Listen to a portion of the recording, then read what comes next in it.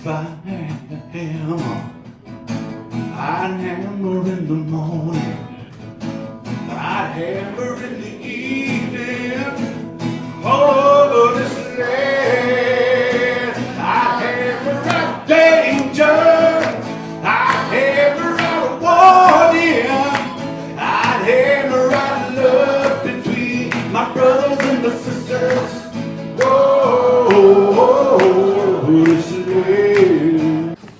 Good afternoon. How to the people?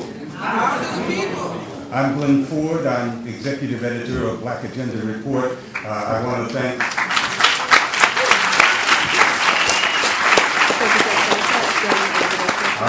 you for that. And I want to thank Seth Adler and all of the organizers at that forum for allowing us the honor to be the interlocutor with our esteemed guests this afternoon. This afternoon's exploration, and that's what it's going to be, an exploration of the subject, is titled Electoralism and/or Revolution, Marginalizing the Power of State, Capitalist, and Party Elite. And that's in line with the overall theme of this year's Left Forum, Reform or Revolution, imagining a world with transformative justice. The broad question here that we'll be talking about for the next hour or so is how does electoral activity fit into the transformative equation, or at least to what uses can electoral politics be put to advance the struggle of broad masses of people against the rule of capital globally under the specific conditions that exist in the United States and in Germany, or more broadly in the European Union. Certainly, when we talk about the United States, the question also involves the usefulness of electoral politics in the struggle of peoples who are suffering national oppression, such as black people in the United States. The question is how and if electoral politics can make the power of the people stronger and the power of the capitalists weaker. That's the essential question. This event right now is what the organizers of Left Forum call a big room event. And so it's appropriate that our two principals are luminaries of the left electoral political scene in their respective countries. Their parties have registered notable successes within the framework of bourgeois democracy. I'm sure that everybody here already knows the name Kshama Sawant.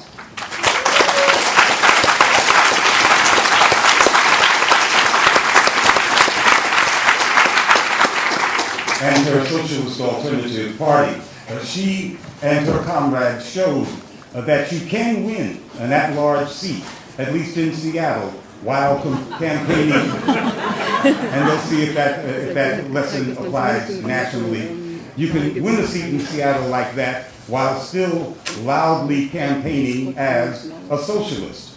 The Socialist Alternative Party did not launch the national push for $15 an hour as a minimum wage.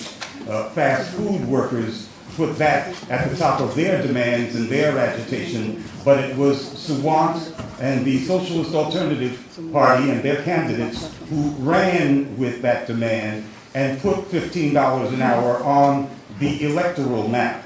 So successfully, in fact, in Seattle, that the mayor and the rest of the city council had to chime in and say, me too, so that they could then proceed to water the bill down as much as they could. I'm sure that Ms. Sawant will explain the status of $15 an hour right now in Seattle. Kshama Sawant grew up in Mumbai, India, where she studied computer science. She became a socialist after she was struck, she says, by how much poverty there was in the United States.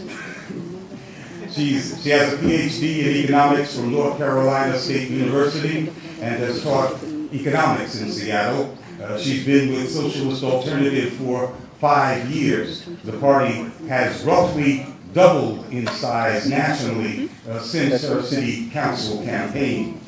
Bernd Riexinger, and I hope I pronounced that well, is the co-chair of Die Linke. In English, that means the Left Party in Germany.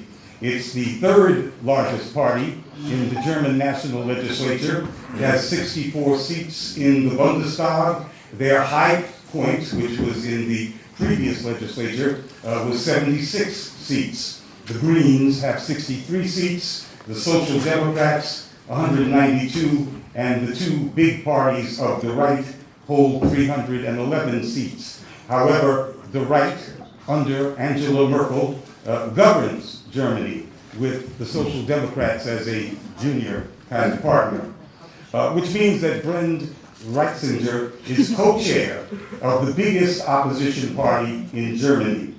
The Left Party is the result of a merger of two parties, one of them rooted in Eastern Germany and the other in the West.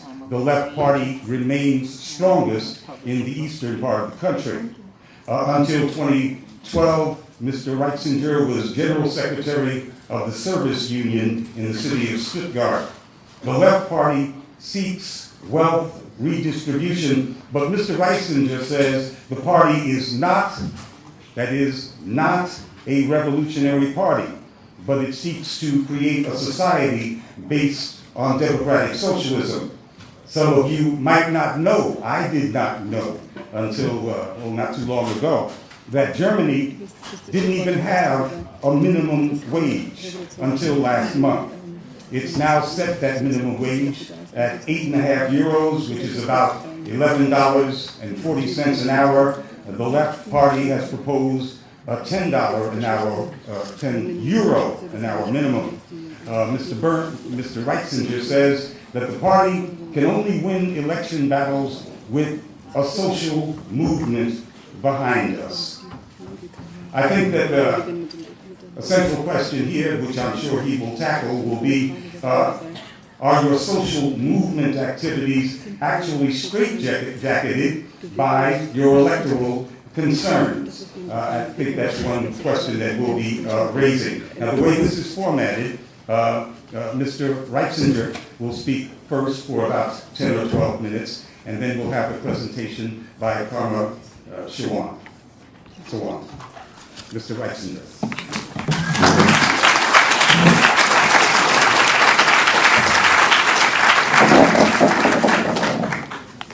Dear friends and comrades, let me start off by thanking of the Left Forum and Rosa Luxemburg Foundation for the invitation.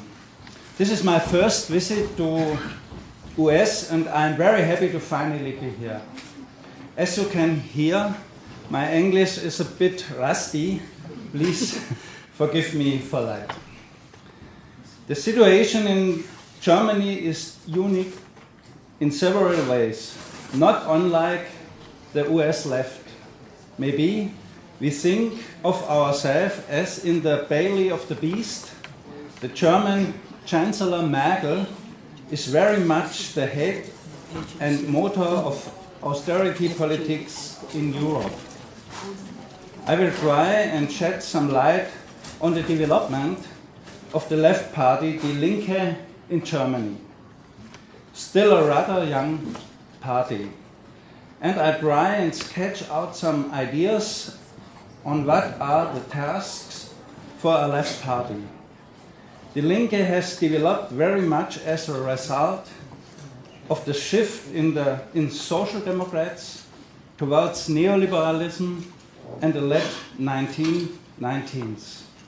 The government of Greens and Social Democrats implemented a workfare system that not only worsened the condition of the unemployed, but reached deep into the middle class. It endangered the living standard and helped building the biggest low-wage market of the times.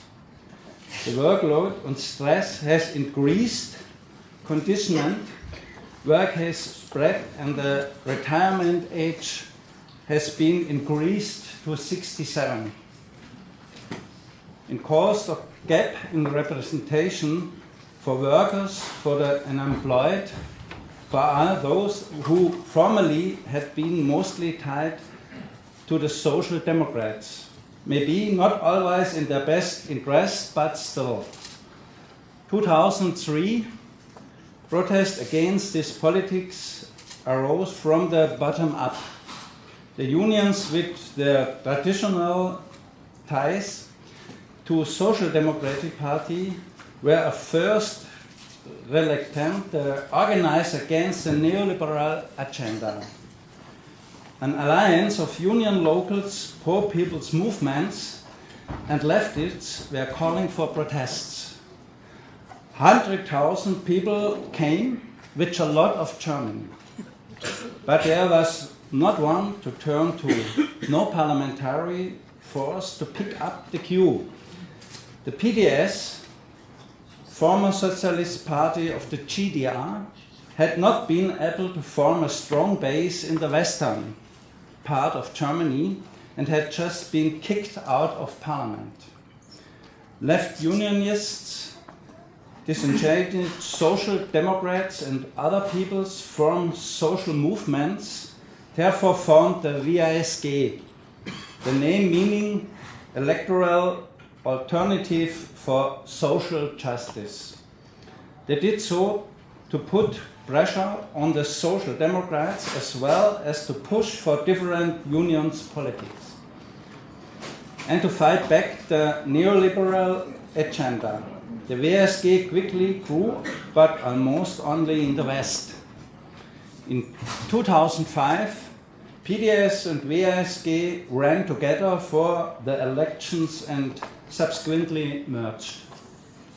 With the party Die Linke, a new political force has been established that has made an issue of the social and economic costs of neoliberalism, the crisis and the workfare regime, and has gained a hearing in parliament and in the public arena. For the first time, the opportunity for a common left project emerged, and there was a sound and optimistic response to that. 2008, the crisis hit Germany, bailout of the banks followed. In a way, the crisis was revering Die Linke, as with the overall skepticism towards capitalism rising, we gained almost 12% in the general elections in 2009. We could not defend this in the very different situations 2013, but still we reached 8.6% and established the party as the third biggest parliamentary group. We cannot promise that we will fix things. We could not fulfill this hope, nor does it even correspond to our understanding of politics.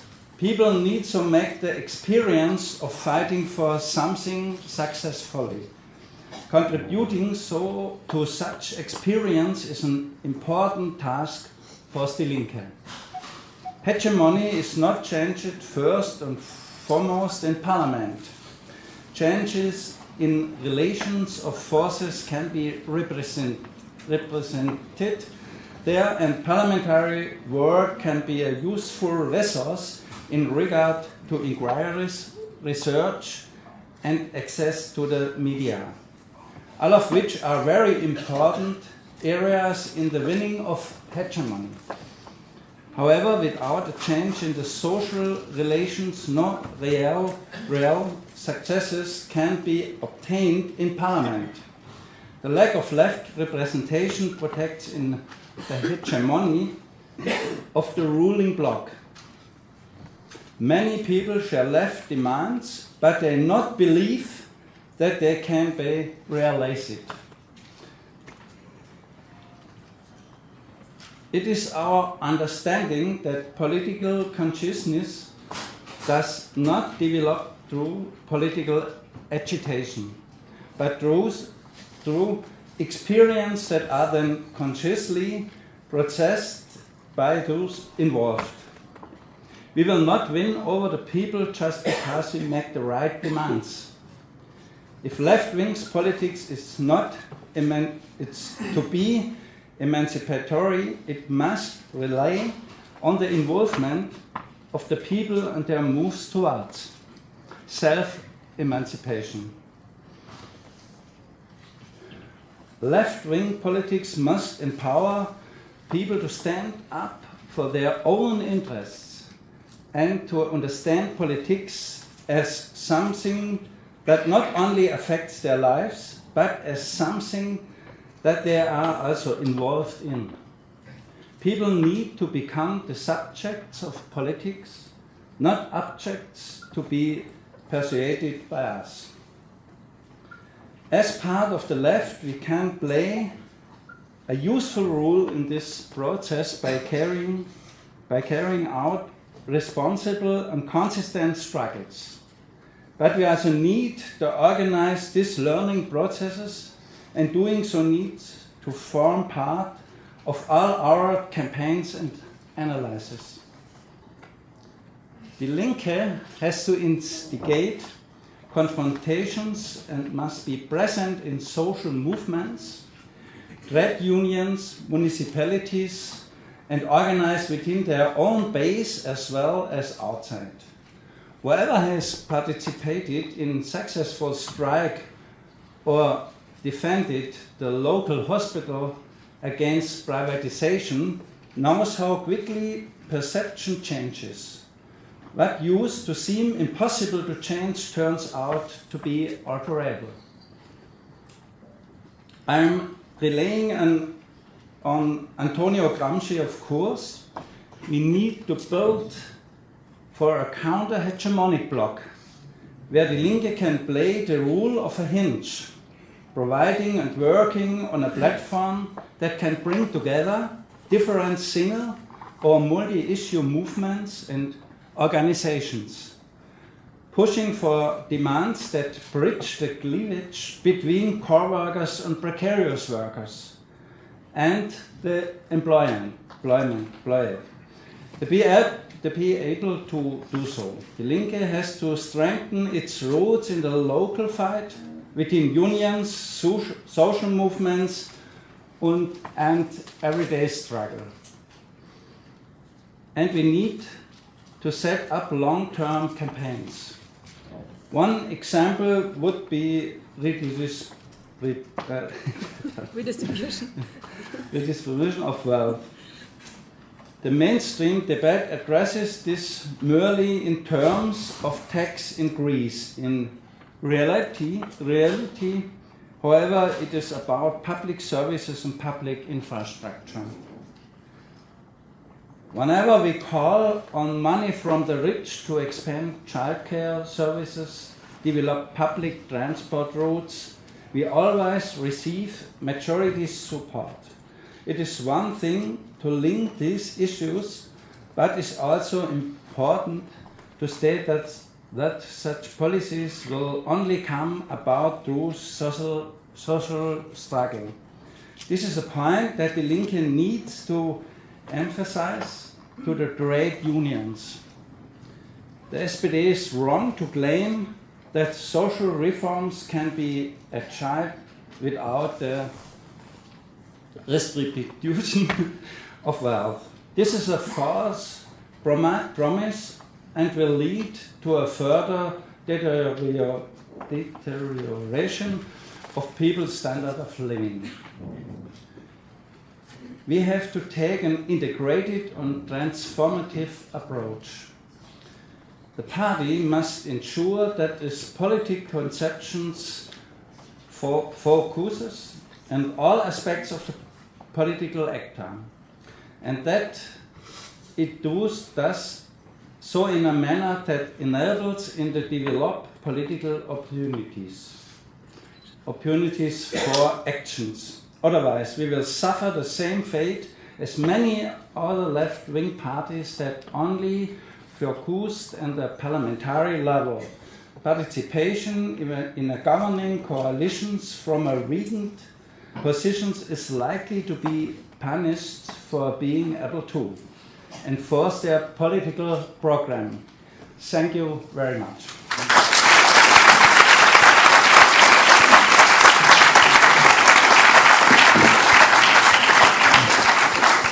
Thanks, Mr. Riexinger. Now we have Kshama Sawant.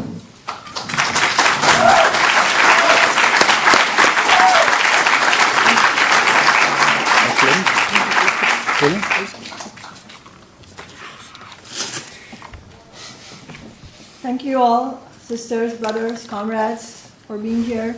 And thank you, Bernd. Am I saying your name right? Bernd. Sorry. For that enlightening talk about the Linke's work in Europe. And I thought that it would be really great if we opened our discussion with his talk, because I think the underlying message of everything that we will be talking about has to be an understanding of the international nature of the struggle. And many of the lessons that we have learned in Europe can be applied in the US, and many of the lessons we are learning in the US can be applied in Europe, although the concrete on-the-ground situations differ. I wanted to start first by thanking Glen Ford for being here. Glen Ford was recently in Seattle to speak at our 15 Now national conference, and we really appreciated his voice there to very openly call out the Democratic Party establishment in their Me Too tactics that they're trying to use.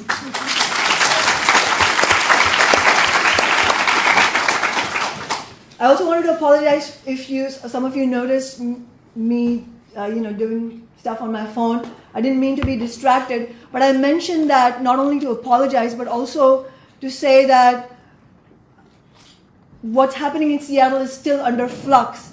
And I think that while I cannot go into the details of the 15 Now campaign, which we will be covering in another panel, which I hope you all will be able to attend later today, it reflects how much we're still having to fight.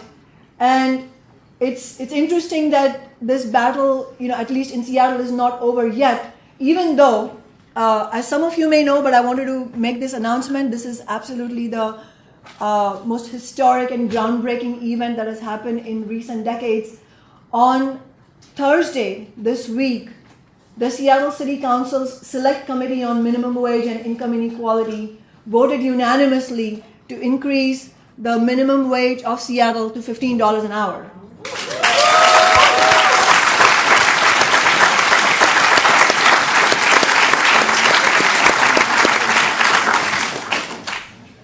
And I think a lot of the lessons from how we won this demand are very much linked to the questions of electoralism and whether or not revolutionaries should engage in electoral politics. Because the 15 Now campaign, grassroots campaign, and the movement for $15 an hour was something that developed in the wake of our historic success last year, winning a seat for a socialist in the city council. And I think that there is nothing better than using a live demonstration of a concrete victory that came from the basis of an electoral position for us to learn that the questions of electoralism versus revolution cannot be posed in a simplistic manner. They have to be discussed in a much more substantial way. And the question is not, at least to us in Socialist Alternative, the question is not, and clearly for the Linke, the question is not whether or not to run electoral campaigns. The question is, how can we run electoral campaigns and use the electoral platform to push forward radical movements that will not only demand and win radical reforms under capitalism, but very clearly and unambiguously raise the question of a system change, and not just system change in the abstract. I will say, as a socialist, we need an alternative. Young people are going to be turning to us and asking, yes, I agree with you, capitalism has completely failed us, but what do we go to? It is not enough just to protest and just be disenchanted with capitalism. We have to have a concrete alternative. And those of us who are clear about socialism have to boldly advocate for that through our electoral campaigns and through whatever movements we are part of. And if people are not clear about it, we should be willing to engage in honest but open debate to convince people that this is the way forward. And hopefully we'll have a chance to draw that out a little bit. I also think that it's really great that Bernd went first to talk about the struggles in Europe. And again, those are bound up with what the left should do in Europe in terms of electoral politics. And I won't be able to go into too much detail about it, but hopefully we will be able to link what's happening in Europe to what's happening in the US as well. And I think Bernd said that well. The question of electoralism is really a question of whether or not electoral campaigns and electoral politics serve as tools to build more substantive movements that can incorporate the agenda of social change, or is the building of social movements somehow hampered by participating in electoral campaigns? That's the question a lot of people are grappling with. And just to set the stage, let's admit that the disgust, and I'm now going to focus on the US, the disgust and the frustration and the complete disengagement in some cases of American people, especially younger people, with electoral politics is completely justified. We have to start at that point. We have to agree with them, because that is our starting point, to say that no, both the parties, the two big business parties, are failing us, and it is a completely failed strategy to continue putting our faith in the Democrats. And it's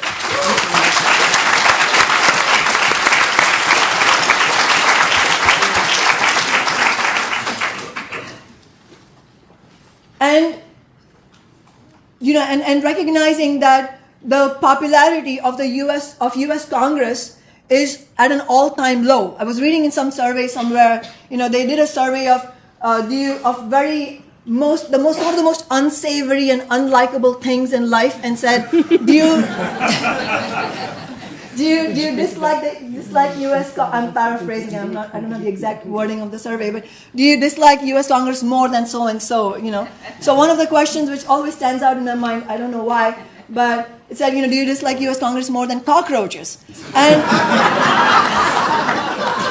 and the answer is yes for the majority.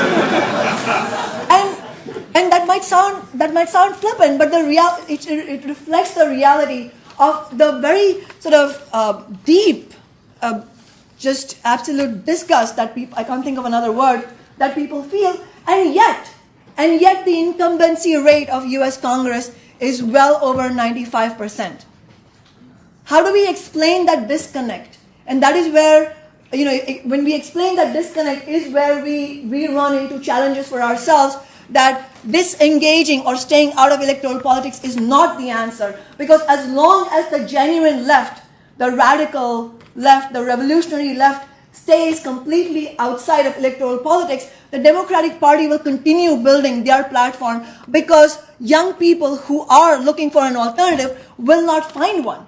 When we were out on the street, in 2008, explaining to people that, look, if you vote for Obama, that is going to be yet another betrayal.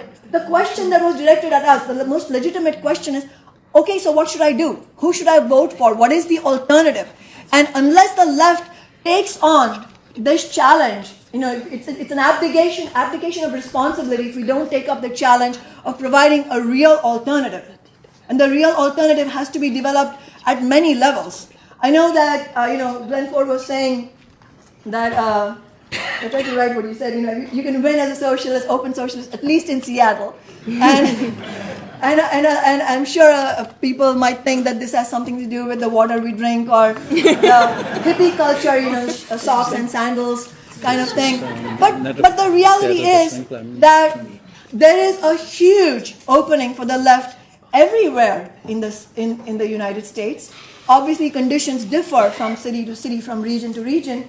But Seattle, while people may think that, well, it's easier for a socialist to build there because, the city is progressive, what would you do in a city like Mobile, Alabama? And that's a fair question. But the reality is that in Seattle, there is no Republican Party to speak of. It's controlled by the Democratic Party establishment.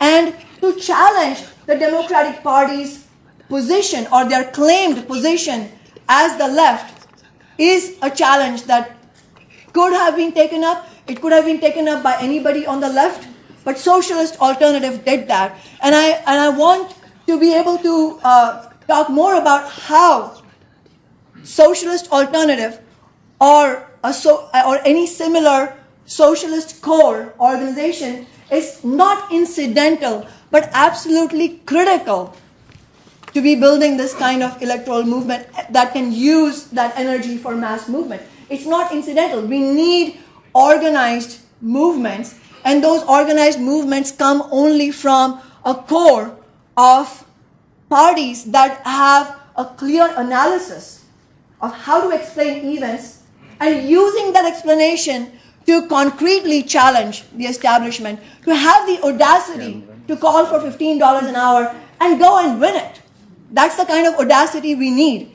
When everybody says that you can't do it, and especially as you can't do it as a socialist, we have to have the audacity to be able to do that. And that doesn't happen incidentally. That happens through an understanding of events and recognizing the fact that there is a space now for the left, especially among younger people who are seeking to throw their energies, throw their activism into something, but not in the Democratic Party. Am I out of time? Oh, about. I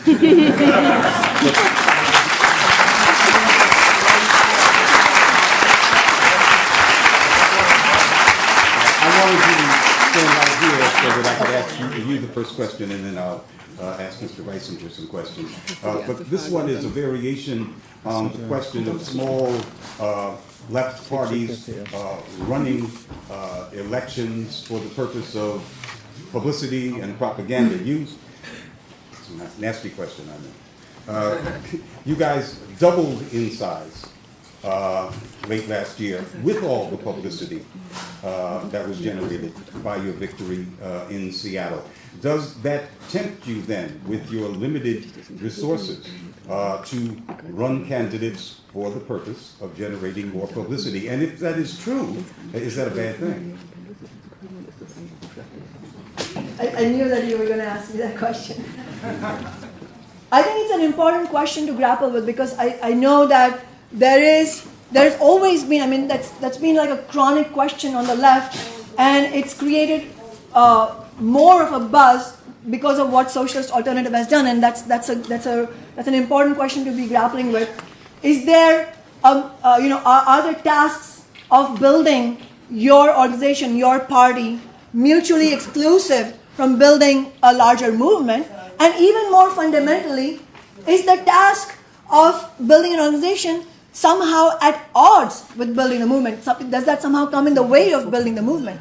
And I think that we could discuss this theoretically, but I would again go to the point that I was making last, which is just more concretely, what is our primary task? As if we recognize that capitalism has failed us, our task as revolutionaries is to point the way forward, away from capitalism and towards an alternative. But how do we do that? We need mass movements to challenge the power of capitalism, the power of the state that upholds the principles of capitalism. But to build those mass movements, we need organizations that will do what Socialist Alternative has done in Seattle. We will not be able to do that without that basis, that organized basis, and that organized basis only comes through an understanding of events, an understanding of what needs to be done. And there may not be complete agreement on the left on what needs to be done, but as a member of Socialist Alternative, I think that it was absolutely important for Socialist Alternative to do this, and we could not have done this had we not had a party that was behind this campaign. And I want to take our sights away from the campaign itself to also looking at what we are doing in Seattle today to illustrate the importance of building a socialist core for our mass movements and why that is critical to mass movements. I mean, I'll give you a counter example to explain this. There is a neighboring city of Seattle called Burien, where along with me last year, a woman who identifies, a really dynamic young woman who identifies herself as a socialist, was also elected in Burien City Council. She is doing phenomenal work. She's showing just stunning courage in the face of a city council that is completely opposed to her. But she is having a very, very difficult time, and despite her principles, despite her dynamic personality, she is able to have very little impact because she does not have an organization that can take the message that she brings on the podium of the city council outside to build the strength of that message in the mass movement. The strength of having our representative in City Hall is really outside City Hall. And who is going to do that unless you have an organization that does that? And again, as I said, in Seattle in 2012, when we ran our first campaign against the Speaker of the House, of the State House, nobody was willing to run a campaign at that time. We called for other candidates to run, and Socialist Alternative did it even though we were a small organization, because we knew the importance of having a concrete challenge to the Democrats. And with that, we have realized that in order to continue doing this, in order to continue building a movement, we need to also grow the organization. And growing Socialist Alternative hasn't happened simply because we want to do it. It's happened because people are attracted to Socialist Alternative. As you said, because we won the campaign in Seattle last year, many young people from all over the country have contacted us asking, how did you do this? I want to find out more because I want a living, breathing organizations like this that can actually challenge it. And through our campaign last year, through Socialist Alternative, we have launched the 15 Now grassroots campaign that has been the backbone of the movement in Seattle, that now has a concrete and phenomenal victory to show for it. And that is why I unabashedly say that the goals, the tasks of building the organization and building the larger movement not only are not mutually exclusive, not at odds, but one is necessary for the other, which is why we ran another candidate last year, Ty Moore, he's sitting there. Ty, can you wave? In Minneapolis, who came very close to winning the election campaign. And this year we're running Jess Spear, who's right here, for the State House against Frank Chop, against the same guy we ran against in 2012. And I think we're going to beat him this time.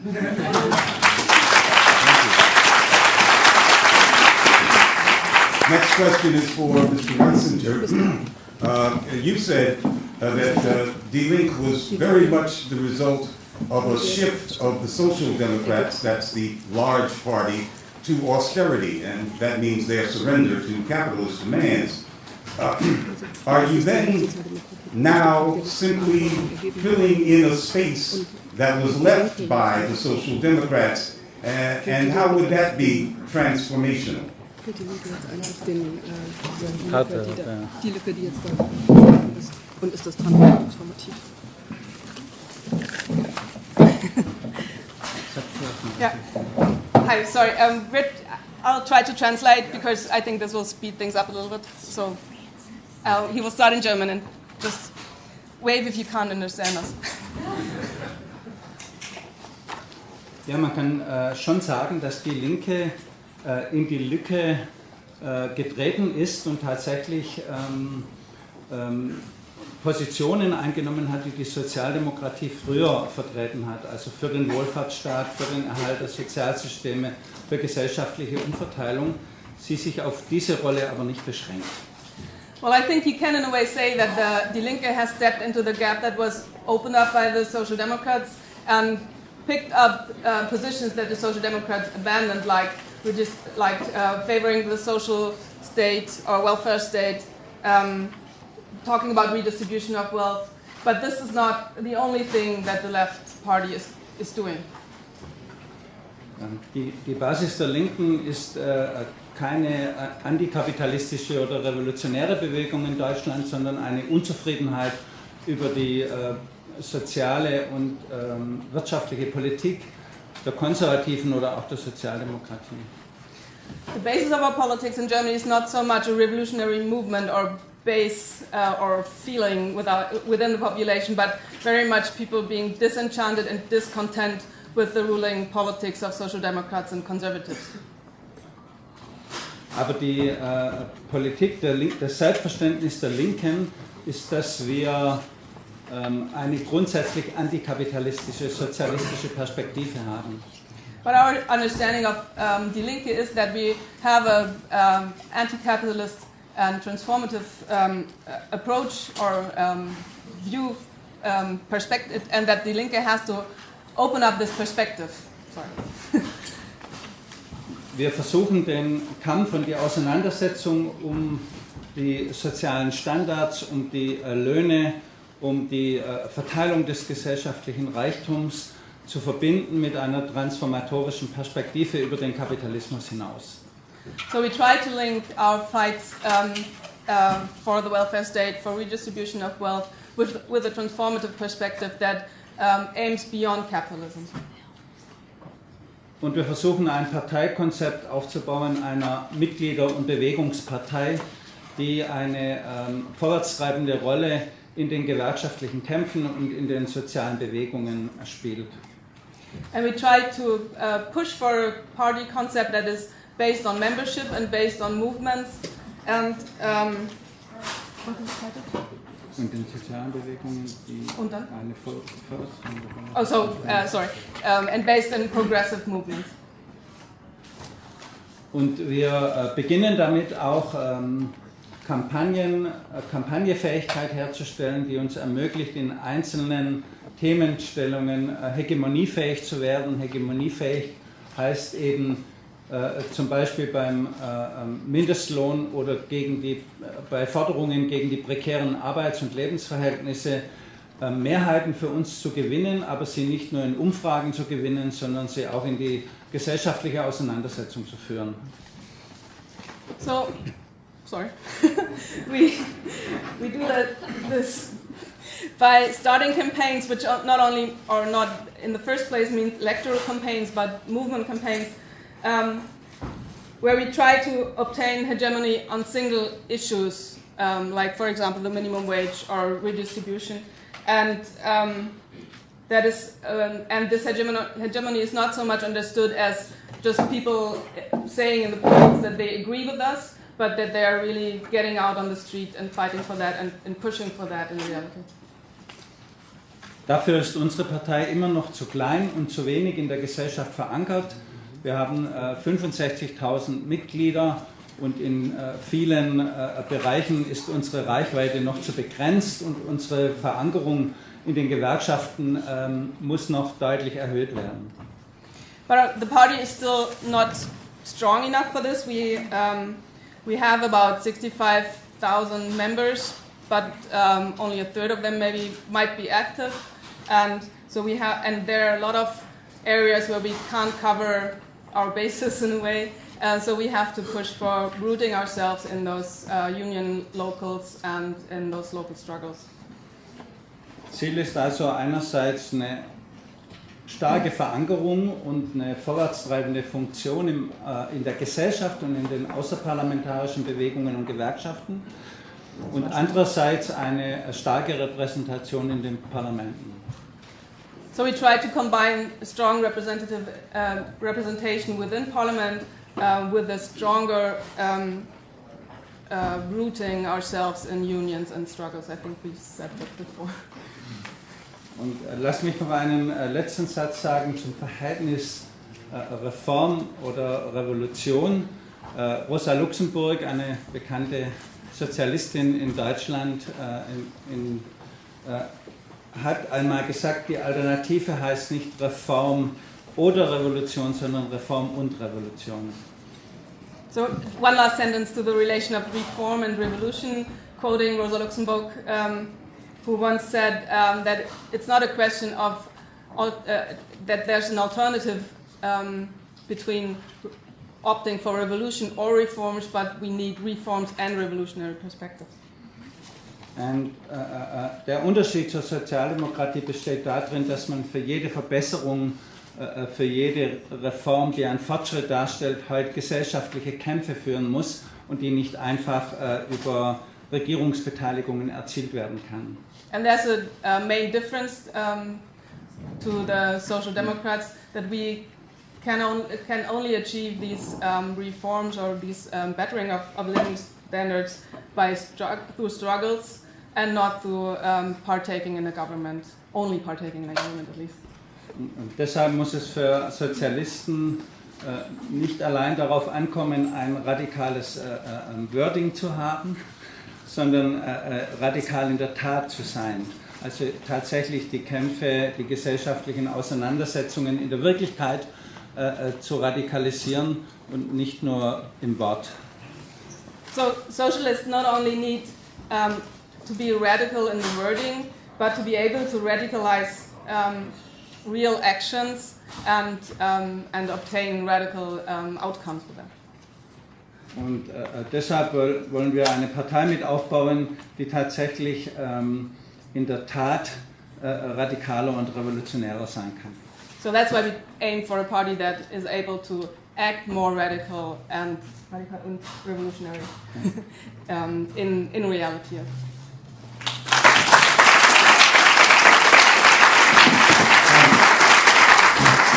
The next question is for Ms. Sawant. I was at your conference in Seattle, and thanks so much for inviting me. And I saw that you tailored your position on the $15 an hour minimum wage to allow longer phase-ins for some categories of workers, longer phase-ins to that minimum than some of your party members would like, some allies would like, and probably you would have liked. So I guess the question is, how much of that was based on electoral considerations, thereby shaping party policy? I think you know what I'm getting at. Thank you, Glenn. I'm not sure how many people are tuned into the details of what has happened in Seattle, so just to give you a background of what he's asking about. Obviously, when we launched 15 Now in January, in the wake of our election victory, the name indicates, we have been demanding 15 immediately because we know that most of the corporations are completely able to pay 15 and yet make enormous profits.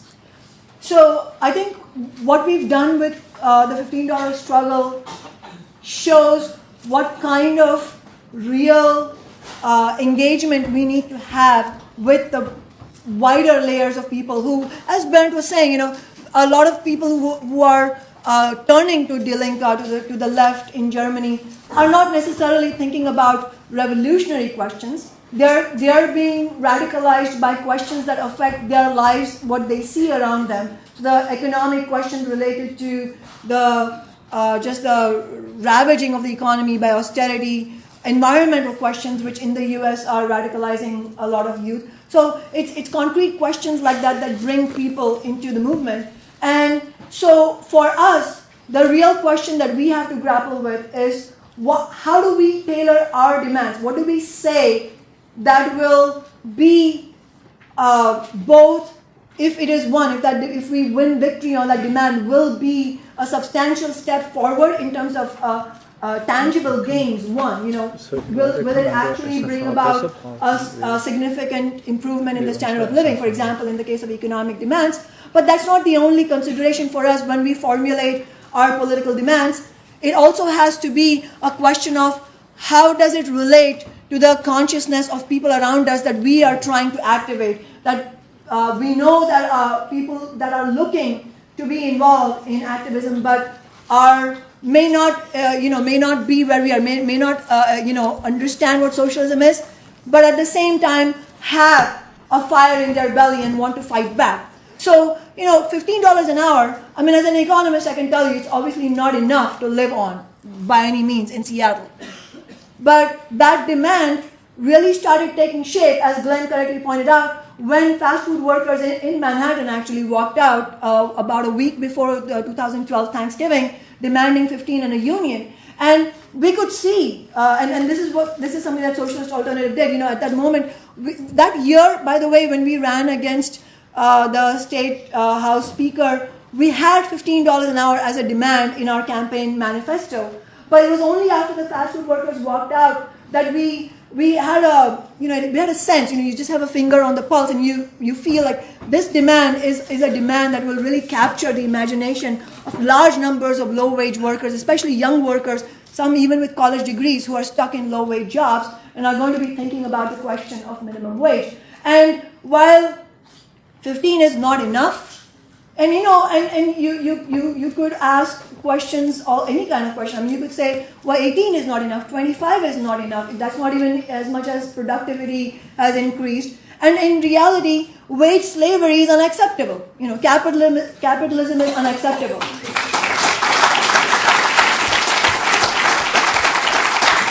But it's not as simple as that. It's not as simple as saying, at this moment, we couldn't have put on our campaign platform, an end to wage slavery and expect that to generate a mass movement. It has to be something that connects with people. So $15 an hour itself is it's a result of that understanding. We did not engineer it, but it is something that really connected with a large number of people, and we saw that there was a basis for building a larger movement, well outside Socialist Alternative. That is why we picked that. And 15 now, just to clarify, while it was launched by Socialist Alternative and our allies, is not limited to Socialist Alternative members. It actually includes a whole host of community organizations, activists, labor unions, who all have adopted this fight, independently. In the case of the labor unions, for example, they already fought and won $15 an hour in the neighboring city where the airport is located last year, and they brought the fight to Seattle. And our campaign, together with that, it was a confluence of all those events that brought everything together. And the question of a phase-in is posed in a similar way. I gave you that background because it's a similar question. Should 15 now have gone on till the end, till today, saying we demand $15 an hour for everybody right now, and could we have expected a concrete victory on that basis? Our analysis was, and it was based on talking to hundreds, if not thousands of people, even union members. When you tell them, we're fighting for $15 an hour right now, what do you think about this 15-hour campaign? And what we heard very decisively was this confusion about small business owners, small businesses.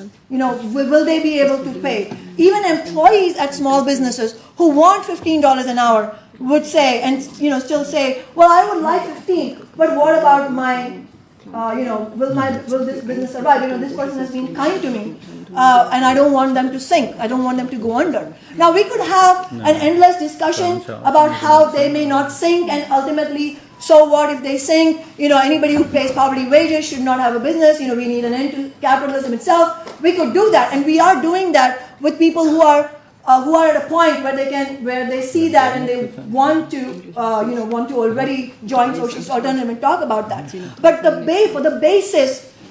have the basis to generate a mass movement, it was a recognition on our part that there is this confusion, and we need to recognize that and make our platform of 15 now something that they can identify with and fight for it. And so when on March 15th, we made the announcement that we are demanding $15 an hour now for all big corporations, but for small businesses under the size of 250 employees, we're talking about a 3-year phase, and it immediately clicked with people that, now I can get behind it, and now I can fight for it. And so when we talk about making those adjustments, it's not for the benefit of business or capitalism, but it is with an understanding that we need to craft this political program in such a way that we don't dispense with our radical ideas and discuss them with people who are ready for it, but at the same time, don't let that be a hindrance to build a larger movement. And so on that same basis, Socialist Alternative is not calling for a nationwide Socialist Alternative Party. What we are calling for is an independent left working class party for working class people in the United States, where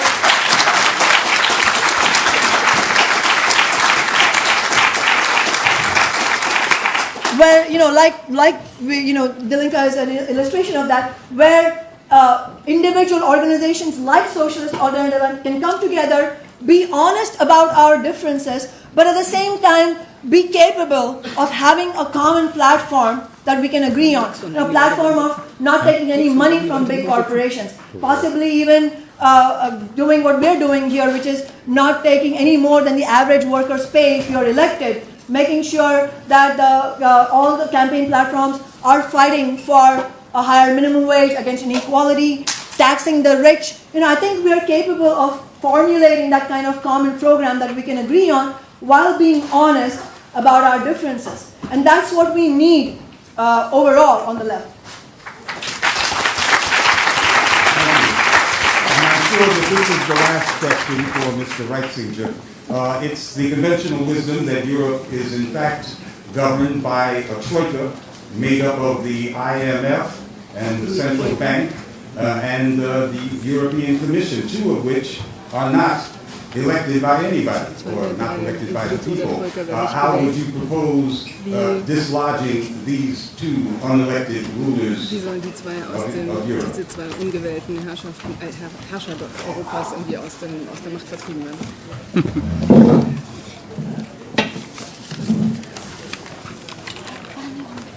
Die ist ganz schnell Ja, natürlich eine ganz wichtige Frage. Wir sind weit.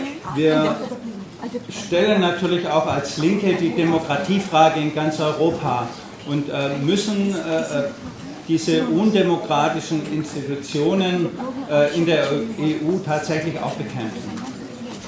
So we as the left, of course, pose the question of democracy in Europe as well, and we have to put a fight against these institutions that are not democratic. Aber ich möchte darauf hinweisen, dass nicht nur die rechten Kräfte einen Zuwachs bei den Europawahlen bekommen haben, sondern auch die linken Kräfte. Die linken Parteien sind rund 1/3 bis 40% stärker geworden in ganz Europa. So not only the right-wing parties have been strengthened in the European elections, but as well have the left-wing parties, they grew about 1/3. Und wir bemühen uns als europäische Linke, gemeinsame Kampagnen und Projekte für soziale Mindeststandards, für Steuergerechtigkeit, für Besteuerung der Millionäre und Milliardäre und für mehr Demokratie auf den Weg zu bringen. So we try to coordinate in between these leftist parties in Europe to put up fighting campaigns, not so much electoral campaigns, for social minimum standards, for tax justice, taxing the rich, and pushing for a welfare, more just agenda in Europe. Und wichtig ist, dass wir in ganz Europa deutlich machen, dass die Differenz in Europa und die soziale Spaltung nicht eine ist zwischen den Völkern, zwischen Griechen und Deutschen, zwischen Spaniern und Italienern, sondern zwischen oben und unten. And the important thing to show is that the important cleavages in Europe don't run between the nations, don't run between Greeks and Germans, but between below and above labor and capital.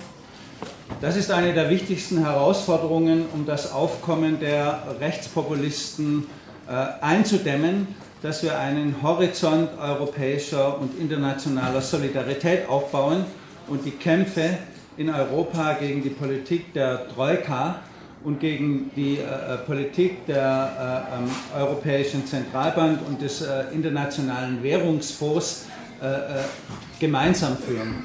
So that is an important challenge to the left, to put up an horizon where we can bring together the fights against the Troika and their institution that built the Troika. Troika, international. In a horizon of international solidarity. Sorry. Und die wichtigste Aufgabe ist in Deutschland, wo diese Kämpfe unterentwickelter sind, weil die wirtschaftliche Stabilität größer ist. Und gerade die Aufgabe der Linken in Deutschland ist in besonderem Maße eine solidarische Perspektive mit den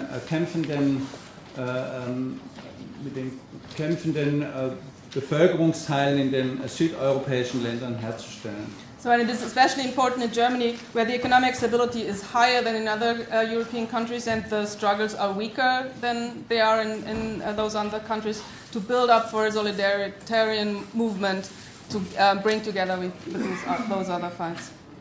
Und deswegen hat die Linke in Deutschland hier eine große Verantwortung, nicht nur für Deutschland, sondern auch zusammen mit der europäischen Linken für die fortschrittlichen Bewegungen in ganz Europa. So that's the responsibility for the Left Party, or the left in Germany, together with the European Left Party, for all those progressive movements in Europe. My responsibility is to say thank you to the audience for joining us in this, I think, very, very productive conversation.